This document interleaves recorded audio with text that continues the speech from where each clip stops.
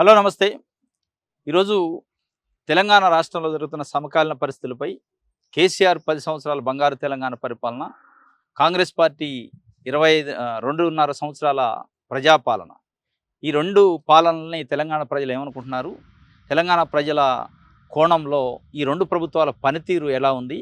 పేద ప్రజలకు ఎట్లా ఉపయోగపడుతుంది? తెలంగాణని అభివృద్ధి చేయడంలో, తెలంగాణ ముందుకు తీసుకెళ్లడంలో ఎట్లా ఉపయోగపడుతుందనే విషయాల్ని మనం ఈరోజు తెలంగాణ ఆర్ఎల్‌డి పార్టీ రాష్ట్ర స్పోక్స్ పర్సను, రాష్ట్ర అధికార ప్రతినిధి గౌరవ్ బీరప్ప గారు మనతో పాటు ఉన్నారు.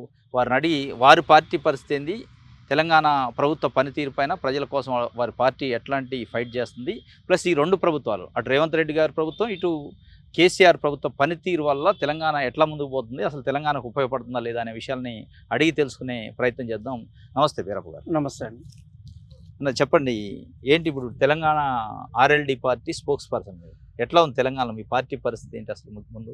మా పార్టీకి తీసుకున్నట్లయితే మా పార్టీని రివైవ్ చేసి దాదాపు సంవత్సరంగా వస్తుంది. గతంలో కూడా 2012 నుంచి 14 వరకు దీన్ని కపిలవాయి దిలీప్ కుమార్ సార్ గారు ఆధ్వర్యంలో నడవడం జరిగింది.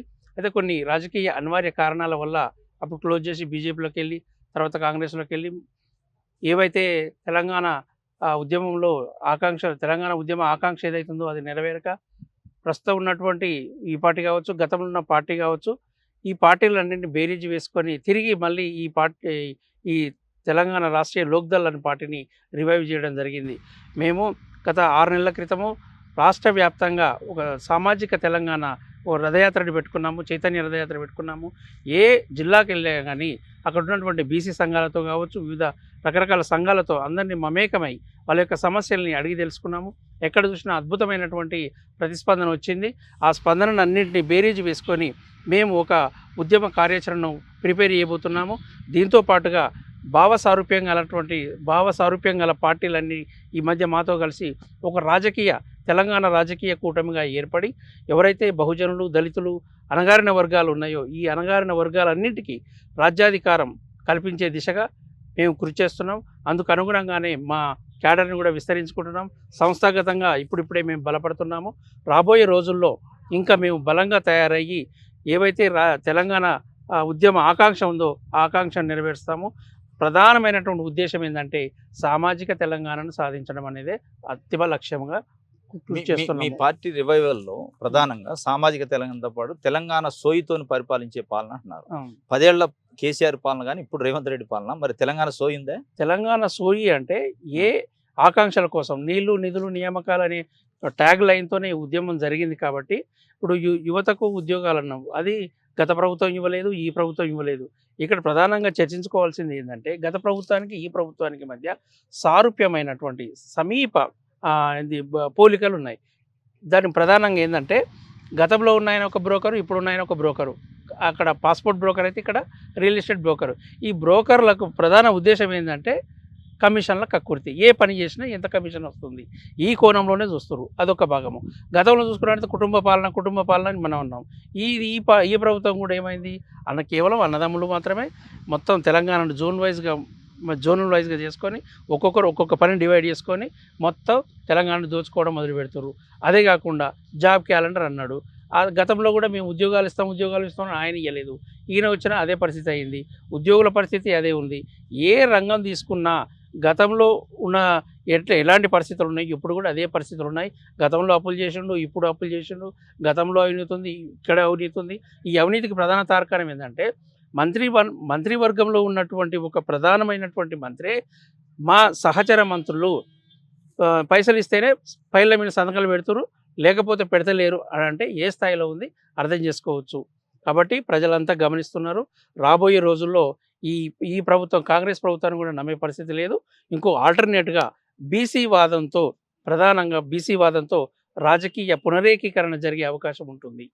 నిన్న ముఖ్యమంత్రి రేవంత్ రెడ్డి గారు, మేము పేదలకు శత్రువులం కాదు, కాంగ్రెస్ పార్టీ పేదలకి అనుకూలమైన పార్టీ మాది పరిపాలన అని చెప్తుంది. ఎందుకు ముఖ్యమంత్రి స్థాయిలో శత్రుత్వం కాదు పేదలకని ఎక్స్ప్లెనేషన్ ఇచ్చుకోవాల్సిన పరిస్థితి వచ్చింది తెలంగాణలో? అంటే ఈయన హైడ్రాని ఏదైతే పెట్టిండో హైడ్రాకు విధి విధానాలు లాంటివి లేవు, ఒక పాలసీ లేదు. ఆయన పోతే పూరి గుడిసెలు కూలి చేస్తాడు, పేదవాళ్ళ ఇంటికే పోతుండు, మరి డబ్బున్నోళ్ళ ఇంటికి పోతలేడు. ఏవైతే ఫామ్ హౌస్లు ఉన్నాయో ఫామ్ హౌస్లు అన్నీ కూడా చట్టానికి విరుద్ధంగానే కదా కట్టుకున్నది. వాళ్ళు ఇచ్చే డ్రైనేజ్ మొత్తం ఎక్కడ తీసారు? అది చూసేసా, అది హిమాయత్ సాగర్లోకి తీసారు. వాటి మీద పోతలేడు.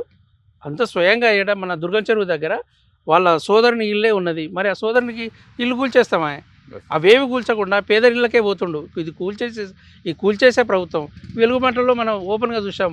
మరి ఎందుకు కూల్చాలి? మళ్ళీ ఎందుకు పట్టాలి ఇవ్వాలి? ఒకవేళ చట్టవిరుద్ధంగానే వాళ్ళు ఉన్నారంటే మొత్తానికి పర్మిషన్లు ఇవ్వడమే తప్పు కదా. వాళ్ళు కట్టుకున్న దానికి అట్లనే ఉంచి వాళ్ళకు పట్టాలు ఇస్తే అయిపోయేది. ఎందుకు కూల్చాలి? ఎందుకు పెట్టాలి? కాబట్టి ఇది ప్రజల్లో తిరుగుబాటు రాకుండా తన మీద తను పేదవాళ్ళకు అనుకూలమైన ఒక ముద్ర వేసుకుంటేందుకు ఆయన చెప్పుకుంటున్నారు. కానీ ఎవరు నమ్మే పరిస్థితుల్లో లేరు. ఈ అంశాలను చూస్తే కేసీఆర్ 10 ఏళ్ల పరిపాలనలో ఆర్టీసీ కార్మికులు ఒక 63 రోజుల పాటు సమ్మె చేశారు. అవును. ఇప్పుడు మళ్ళీ నిన్న ఇచ్చారు నోటీసు. అదే ఆర్టీసీ కార్మికులు సమ్మెకు నోటీస్ ఇచ్చారు. ఆ ఆర్టీసీ సమ్మె కాలంలో ఆయన వ్యవహరించిన తీరు, అసలు ఆర్టీసీ నుంచను కార్మిక సంఘాలను ఎత్తేస్తా, దాని తర్వాత అది దాంతోపాటు ఇందిరా పార్క్ దగ్గర ఉన్న ధర్నా చౌక్ కూడా అవసరం లేదని ఒక డిక్టేటర్షిప్, అంటే ఒక రకమైన పెత్తనం చెలాయించే ప్రయత్నం చేసిండు. దానిపైన అప్పుడు కాంగ్రెస్ పార్టీ ఇదేంది, ప్రజాస్వామ్యానికి విరుద్ధం, కార్మిక సంఘాలు ఉండాలి, ధర్నా చౌకులు ఉండాలి, మాట్లాడే వాయిస్ని ఉంచాలని చెప్పారు. అదే కాంగ్రెస్ పార్టీ ఇవాళ ఉక్కుపాదంతో ఈరోజు 700 మంది పోలీసులు పెట్టి వెలుగుమట్టలో కూల్చారు. లగచర్లలో అదే పరిస్థితి, మూసి వ్యవహారంలో అదే పరిస్థితి, గాంధీ విగ్రహం దగ్గర అదే పరిస్థితి. ఈ రెండు పోల్చినప్పుడు ఎట్లా కనపడుతుంది ఈ అంశాలు? అంటే చెప్పాను కదా, ఇది బ్రోకర్ల ప్రభుత్వము. ఈ తెలంగాణ సమాజానికి బ్రోకర్లకు ఏదో అవినాభావ సంబంధం ఉన్నట్టుంది. అంటే బ్రోకర్లే పరిపాలిస్తున్నారు. ఈ కక్కుర్తి వ్యవహారాలు మొత్తం ప్రజలు గమనిస్తున్నారు. గతంలో తీసుకున్నట్టయితే విద్యార్థులు చనిపోయారు, ఉద్యోగస్తులు చనిపోయారు, ఏది చూసినా చనిపోవడు ఉండేది. ఈయన వచ్చిన తర్వాత కూల్చుడు ఉన్నది. ఇంకోటి ఏంటంటే గత 9.5 సంవత్సరాల్లో ఏవైతే తప్పులు చేసిండో ఆ తప్పులన్నింటినీ ఎత్తి చూపుతూ ఈయన ఒక మేనిఫెస్టో తయారు చేసిండు. ఉద్యోగాలు ఇవ్వలేదు కాబట్టి నేను జాబ్ క్యాలెండర్ ఇస్తా. రైతులకు అన్యాయం జరిగింది, ఓ రైతు డిక్లరేషను. బీసీలకు అన్యాయం జరిగింది, ఓ బీసీ డిక్లరేషను. అన్ని డిక్లరేషన్లు ఇచ్చుకుంటా, హామీలు ఇచ్చుకుంటా పోయారు.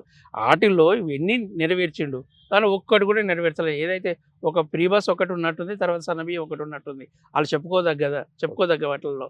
ఇక మిగతా అయితే ఏది లేదు. ఈయన అప్పులు చేస్తుండే. ఇంకోటి బీసీ అన్నాడు, బీసీ సప్లాన్ ఎటు పోయిందో, బీసీలకు ప్రత్యేక బడ్జెట్ ఎటు పోయిందో, బీసీలకు ఉన్నతమైన చదువులకు మేము ఇంత ఇస్తాం అంత ఇస్తామన్నారు, అది లేదు. తర్వాత మంత్రివర్గంలో సరైన ప్రాధాన్యత లేదు. బీసీ వాదంతో వచ్చిన మేము 42% అన్నాడు, అది లేదు. తర్వాత వాళ్ళు ఇచ్చినటువంటి ఏది మన నామినేటెడ్ పోస్టుల్లో మనకు క్లియర్ కనబడుతుంది కదా, ఒక రెడ్డి సామాజిక వర్గానికి చెందిన వాళ్ళే మెజారిటీ పీపుల్ కనబడుతున్నారు కదా. రాబోయే రోజులు కూడా వాళ్ళదే ప్రాధాన్యత ఉంటుంది.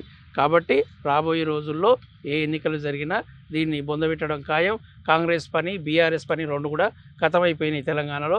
ఇంకొక ఆల్టర్నేటివ్ పార్టీ, అది కవిత రూపంలో, మల్లన్న రూపంలో, ఇంకో రూపంలో ఆ రూపాలు సంతరించుకొని బీసీ వాదంతోనే ఈ వెలుగులోకి వచ్చేటటువంటి అవకాశం ఉన్నది. ఆ స్కోప్ అనేది మనకు క్లియర్ కనబడుతుంది. రాజకీయంగా వెళితే అనేది కనబడుతుంది. ఇప్పుడు ముఖ్యమంత్రిగా ఉన్న రేవంత్ రెడ్డి ప్రతిపక్షంలో ఉన్నప్పుడు కాంగ్రెస్ పార్టీ పైన గెలిచి బీఆర్ఎస్ పార్టీలో జాయిన్ అయిన ఎమ్మెల్యేలు ఉద్దేశించి రాళ్లతో కొట్టి చంపాలి, వాళ్ళు పార్టీ ఫిరాయింపు చేసిన వాళ్ళ ఇళ్ల ముందు చావు డప్పు మోగించాలన్నారు. ఇప్పుడు 10 మంది బీఆర్ఎస్ ఎమ్మెల్యేలు పార్టీ మారారు అని చెప్పి ఆ స్పీకరు దానికి సంబంధించి పార్టీ ఫిరాయింపులకు సంబంధించి క్లీన్ చిట్ ఇచ్చారు. అవును. దాంట్లో కూడా సికింద్రాబాద్ నుంచి ఎంపీగా పోటీ చేసిన కాంగ్రెస్ పార్టీ బీఫామ్ పైన ఎంపీగా పోటీ చేసి ఖైరతాబాద్లో బీఆర్ఎస్ ఎమ్మెల్యే ఉన్న దాని నాగేందర్కి క్లీన్ చిట్ ఇచ్చారు. ఎట్లా చూస్తారు దీన్ని? అంటే గతంలో పార్టీ మారిన వాళ్ళని అప్పుడు కూడా కోర్టులు ఇవేమీ చేయలేవు, ప్రస్తుతం కూడా ఏమీ చేయలేవు, కూడా. ఆ చట్టాలు పక్కన పెట్టిన రాళ్లతో కొట్టి చంపాలని ముఖ్యమంత్రి గారు చెప్పి అవి డైలాగులకే ఉంటాయి, జనాలు చెప్పుకుంటానికే ఉంటాయి. జనాలకు చెప్పుకుంటేందుకు డైలాగులు కావాలి. ఆ డైలాగులు కొట్టే ఈయన అధికారంలోకి వచ్చిండు. కాబట్టి జనాలు కూడా ఈ డైలాగులను ఇట్లా చూస్తూనే ఉంటారు, పోతూనే ఉంటారు. రేపు ఒకవేళ ప్రభుత్వానికి తక్కువైనా రాబోయే రోజుల్లో ఏర్పడే ప్రభుత్వం కూడా జంప్ అయ్యి, అంటే వాళ్ళ యొక్క ప్రధాన ఉద్దేశం ఏంది, ఏ పార్టీ అధికారం ఉంటే ఆ పార్టీలో అధికార పార్టీలకు పోవాలన్నది వాళ్ళ ఉద్దేశం ఉంటుంది. ఏదన్నా రాళ్ళు వెనకేసుకోవాలి, తన వర్గాన్ని కాపాడుకోవాలంటే పార్టీ మారాల్సిందే. పనులు చేయించుకుంటానికి ఏమంటారు, మేము అభివృద్ధి కోసం పోయినామంటారు. అభివృద్ధి లేదు, తొక్కలేదు, ఏం లేదు. ఓకే, చివరిగా మీ పార్టీ ట్యాగ్ లైన్ ఇందాక చెప్పారు కదా, నీళ్లు నిధులు నియామకం, దానిపైన తెలంగాణ సోయితోని పరిపాలించాలి, ఆ మూడింటి. అప్పుడు 10 ఏళ్లలో కానీ ఇప్పుడు కానీ నీళ్ల విషయంలో అనేక రకాల కాళేశ్వరం పైన ఘోష్ కమిషన్, ఈ కమిషన్లు దాంట్లో అవినీతి జరిగింది, అక్రమాలు జరిగింది, తెలంగాణకి ఏం జరిగింది అనేది ఒక ప్రశ్న. నియామకాల విషయంలో అదే పరిస్థితి. అవును. నిధుల విషయంలో అదే పరిస్థితి. అంటే మీరు ఇప్పుడు రెడ్లకి ఎంత పదవులు ఇస్తున్నారు, ఆయన అప్పుడు ఉన్నప్పుడు ఆయన ఒక కమ్యూనిటీకి ఇచ్చారు. అవును. ఈ 3 అంశాలలో తెలంగాణలో సామాజికంగా అట్టడుగు వర్గాలకి ఏమైనా న్యాయం జరిగిందా? నీళ్లలో కానీ, నిధుల్లో కానీ, నియామకాల్లో కానీ? అంటే ప్రస్తుతం ఉన్నంత వరకు అయితే వీళ్ళకి ఏది జరగలేదు కాబట్టి వచ్చే ఎన్నికల్లో మేము దాదాపుగా 90% వరకు బీసీ, ఎస్సీ, ఎస్టీ మైనార్టీలకు బీఫామ్లు ఇస్తాము. గతంలో కూడా 12 to 14లో దాదాపు 60%, 70% వరకు ఈ వర్గాలకే ఇవ్వడం జరిగింది. 10% మాత్రం ఓసీలకు ఇస్తాం. ఇక్కడ ఒక సామాజిక న్యాయము.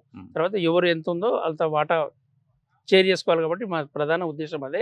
సామాజిక తెలంగాణ అనేదే మా అంతిమ లక్ష్యము. నిరుద్యోగులకి ఉద్యోగాల భర్తీ విషయంలో కేసీఆర్ పరిపాలనకి ఇప్పుడు పరిపాలనకి అసలు తేడా ఉందా? ఇప్పుడు భర్తీ ఏమైనా పర్లేదు కాంగ్రెస్ పార్టీ అనే పరిస్థితి ఉందా? ఇంకా విచిత్రం ఏంటంటే గతంలో ఆయన వెళ్ళిపోయే ముందు ఏవైతే క్లియరెన్స్ ఇచ్చిండో ఆ క్లియరెన్స్ ఇచ్చిన ఉద్యోగాలనే ఈయన వచ్చినాక ఫిల్ చేసి ఈయన ఖాతాలు వేసుకోండు. ఓకే. ఈయన నిజంగా ఈయన రిక్రూట్మెంట్ చేసింది దాదాపు 14 నుంచి 20,000 మధ్య ఉంటాయి, అంతకు మించి ఎక్కువ ఉంటాయి.